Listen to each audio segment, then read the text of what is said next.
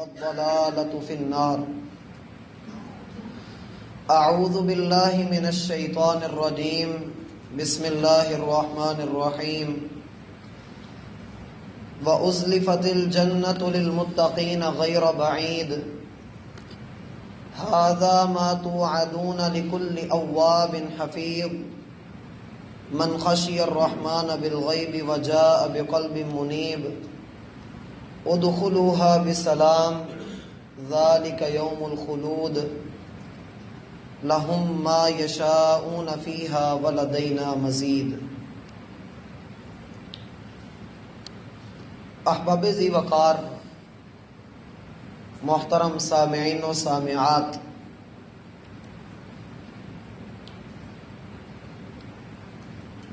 نفس انسانی میں اللہ نے یہ بات رکھ دی ہے کہ اس کو خیر کی تمیز بھی ہو اور شر کا تعارف بھی ہو. فَأَلْهَمَهَا فُجُورَهَا وَتَقْوَاهَا، رب نے پہچان کروا دی ہے کہ کن کاموں سے میں راضی ہوتا ہوں اور کن کاموں سے میری ناراضگی ملتی ہے. اور اس ایک بات کے لیے اللہ نے سورج کی اور سورج کی گرمیوں کی، چاند کی اور چاند کے حسن کی، اور رات کے اندھیرے دن کے جلوے، آسمان کی بناوٹ اور اس کی بلندیاں، اور زمین کی تہ اور پھر اس کی گہرائیاں،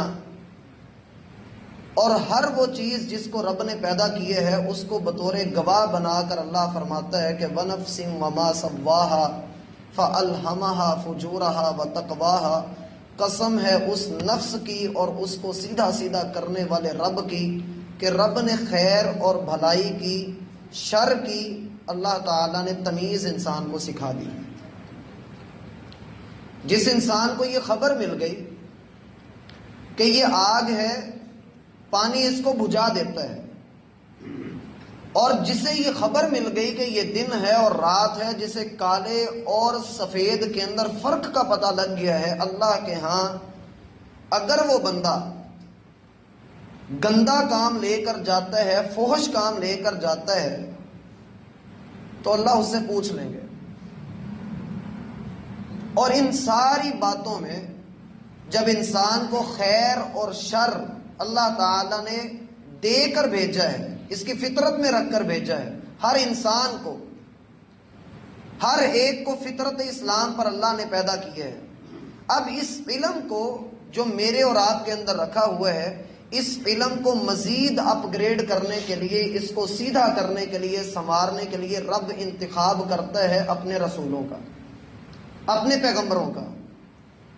وہ رسولوں کو بھیجتا ہے اور انسانوں کو اس بات کی خبر دلواتا ہے کہ لوگوں یہ کام اگر کر لو تو دنیا بھی سنورے گی اور آخرت بھی سنور جائے گی، اور اگر تم نے مخالفت کی، بغاوت کا رستہ اختیار کیا، وَأَمَّا مَنْ بَخِلَ وَاسْتَغْنَى وَكَذَّبَ بِالْحُسْنَى فَسَنُيَسِّرُهُ لِلْعُسْرَى، یاد رکھنا کہ جس کی زبان نے دین کو اور دین محمدی کو، شریعت محمدی کو جھٹلایا، اور پھر دل کے اندر تنگیاں اور کنجوسیاں لے کر کے وہ آیا، وَكَذَّبَ بِالْحُسْنَى، اور بہترین باتوں کو جھٹلاتا رہا اور اپنے آپ کو دین سے بے پرواہ سمجھتا رہا، فَسَنُيَسِّرُهُ لِلْعُسْرَى، ہم اس کے لیے تنگیاں آسان کر دیں گے، اس کے لیے تنگیاں اس کی زندگی میں ہوں گی، اس کو تنگی کے سوا کچھ نہیں ملے گا.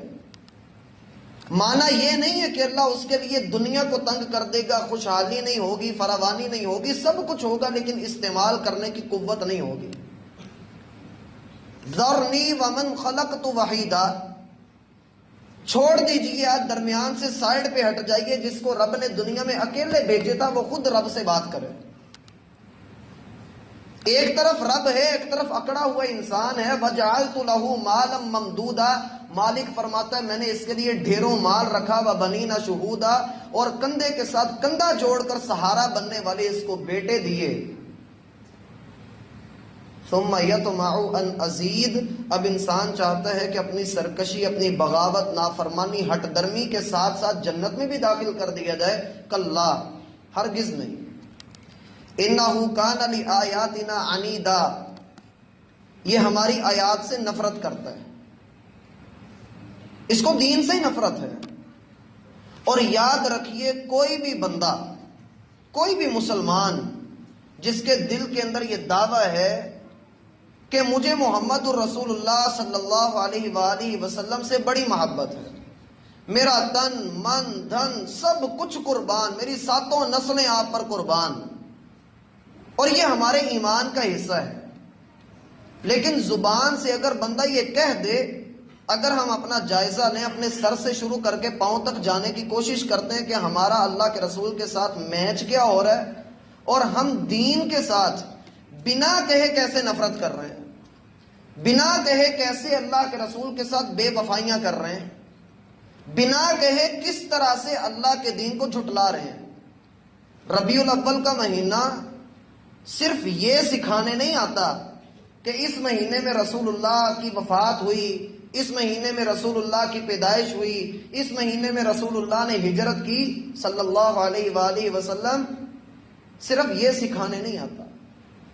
ربیع الاول کا مہینہ یہ کہنے اور سکھانے آتا ہے کہ جناب یہ میلاد یا یہ خوشی اور رسول اللہ کی نبوت یہ 12 دنوں کی، یہ 30 دنوں کی نہیں ہے، یہ سدا بہار عالمگیر نبوت ہے جو اللہ نے ما کان محمد ابا احد من رجالکم ولکن رسول اللہ و خاتم النبیین کہہ کر کے رب نے دی ہے، اور یا ایھا النبی یا ایھا الرسول کے القاب رب نے دیے ہیں، اور محمد الرسول اللہ والذین معہ اشداء علی الکفار رحماء بینہم کی آیتیں رب نے نازل کی ہیں، پھر الم نشرح لک صدرک کی دلیلیں اتاری ہیں، اور پھر اس کے ساتھ والضحیٰ واللیل اذا سجا کو ایڈ کیے ہے، اور پھر بندے کو حکم دیا ہے ان کنتم تحبون اللہ فاتبعونی، اگر چاہتا ہے کہ رب کی محبتیں، رحمتیں، کرم، نوازیاں تجھے ملیں تو پھر محمد الرسول اللہ کی اتباع کر، نجات بھی اسی میں ہے، رب کی رضا بھی اسی میں ہے۔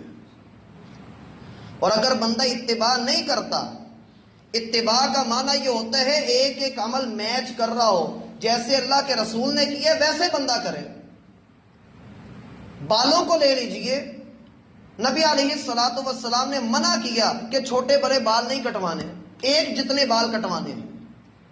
ہم نے اس کو فوجی کٹ کا نام دیا، لیئر کٹ کا نام دیا، اور اسے فلو کٹ کا نام دے کر ہم نے اللہ کے رسول کی مخالفت کی ہے کہ نہیں کی؟ بے وفائیوں میں پڑ گئے۔ سیدہ عائشہ رضی اللہ عنہ بیان کرتی ہیں اللہ کے رسول صلی اللہ علیہ وسلم اپنے سر کے آدھے بال دائیں طرف ڈالتے تھے، آدھے بائیں طرف ڈال دیا کرتے تھے۔ ہم اس میں بھی مخالف بن رہے ہیں، اصلاح کی ضرورت ہے۔ ذرا نیچے آئیے، رب نے ماتھا دیا ہے، یہ ماتھا زمین پہ رب کے سامنے 5 مرتبہ لگ ہی نہیں رہا۔ رسول اللہ کو دیکھیے، 5 مرتبہ تو ایک طرف ہے، وہ اللہ نے فرض کی ہے، اشراق بھی پڑھ رہے ہیں، چاشت بھی ہے، اوابین بھی ہے، رات کو تہجد بھی ہے۔ اور تھوڑا سا اور نیچے آئیے تو آنکھیں ہیں، رب نے یہ آنکھیں دیں، اور اگر اس سے اوپر آپ اپنی یہ بھمیں دیکھیں تو اس میں سب کے لیے نصیحت ہے، عورت کے لیے بھی، مرد کے لیے بھی، کہ اس کو اکھڑواؤ نہ، باریک نہ کرواؤ، جو بھی اس کو کروائے گا اس پر اللہ کی بھی لعنت ہے، رسول اللہ کی بھی لعنت ہے۔ لیکن پلکنگ کے نام پر، میک اپ کے نام پر، اور خوبصورتی اور حسن کے نام پر، دل فریبیوں کے نام پر انسان کس طرح سے مخالفت کر رہا ہے، یہ وفا نہیں ہے، یہ اتباع نہیں ہے، جو اللہ کی بنائی ہوئی تخلیق کو بدل رہا ہے۔ اور رب کیا کہہ رہا ہے؟ ہمیں قسم انجیر کی، زیتون کی، طور سینا کی، امانتوں والے شہر مکہ کی، ہم نے انسان کو خوبصورت پیدا کیا ہے، بہترین پیدا کیا ہے۔ ثم رددناہ اسفل سافلین، پھر اللہ کی دی ہوئی امانت میں جب خود خیانت کرتا ہے، انہ کان ظلوما جہولا، پھر انسان ظالم بھی ہے، جاہل بھی ہے۔ ذرا سا اور نیچے اتریے تو اللہ نے یہ رخسار دیے ہیں، اور رخساروں کو اللہ نے 2 ہونٹ لگا دیے ہیں، ہونٹوں کے درمیان ایک زبان رکھ دی ہے۔ محبوب نے کہا تھا من یضمن لی ما بین لحییہ، جو ان 2 جبڑوں کے درمیان لوتھڑے کی ضمانت دے دے۔ اور دو ٹانگوں کے درمیان لوتھڑے کی ضمانت دے دے، اضمن لہ الجنہ، میں اس کو جنت کی ضمانت دیتا ہوں۔ لوگ بحثیں کرتے ہیں جی عید میلاد منانا جائز ہے یا نہیں جائز، کبھی یہ بحث بھی تو ہونی چاہیے کہ جھوٹ بولنا جائز ہے یا حرام ہے یا حلال ہے یا مندوب ہے مستحب ہے، یہ کیا ہے؟ ہم کیا سمجھ کے بول رہے ہیں؟ غیبت ہے، چغلی ہے، وعدہ خلافیاں ہیں، دھوکہ ہے، فریب ہے۔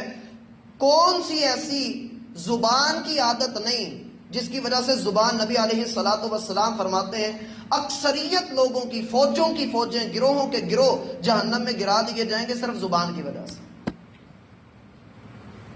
اور یہی ایک زبان ہے، اگر سیدھی ہو جائے، اللہ تعالیٰ فرماتے ہیں لعن الذین کفروا من بنی اسرائیل علی لسان داود وعیسی ابن مریم، اللہ تعالیٰ نے لعنت کی ہے بنی اسرائیل کے اوپر نبیوں کی زبان سے۔ نبیوں کو اللہ نے کہا کہ ان کے اوپر لعنت کریں۔ لعنوا بما قالوا، اللہ نے ان پر لعنت کی ان کی زبان کی وجہ سے، ان کے بولوں کی وجہ سے لعنت کر دی۔ انسان کیا بول رہا ہے؟ زبان سے لعنتیں کر رہا ہے۔ حق نہیں ہے کسی چیز کا کہ اس پر لعنت کی جائے، کبھی اس کو یوں پنجہ دکھا رہا ہے اور کبھی کہہ رہا ہے اس کے اوپر لکھ دی لعنت، کبھی فٹے منہ کہہ رہا ہے، کبھی فٹے حال کہہ رہا ہے۔ یہ زبان کے کیے ہوئے گناہ انسان کو نہیں پتہ لگتا کہ وہ دل توڑ رہا ہے، دلوں کو چیر رہا ہے، روحوں کو داغدار کر رہا ہے اور اللہ تعالیٰ کو ناراض کر رہا ہے۔ حدیث میں آتا ہے بندہ سوچتا نہیں ہے اور اتنا دور جہنم میں جا گرتا ہے اپنی بات کی وجہ سے جتنا تیرے رب نے مشرق اور مغرب کے درمیان فاصلہ رکھا ہے۔ اور پھر وفا کا اگلا تقاضا یہ تھا کہ اگر منہ کو پاک رکھنا چاہتے ہیں تو مسواک کریں۔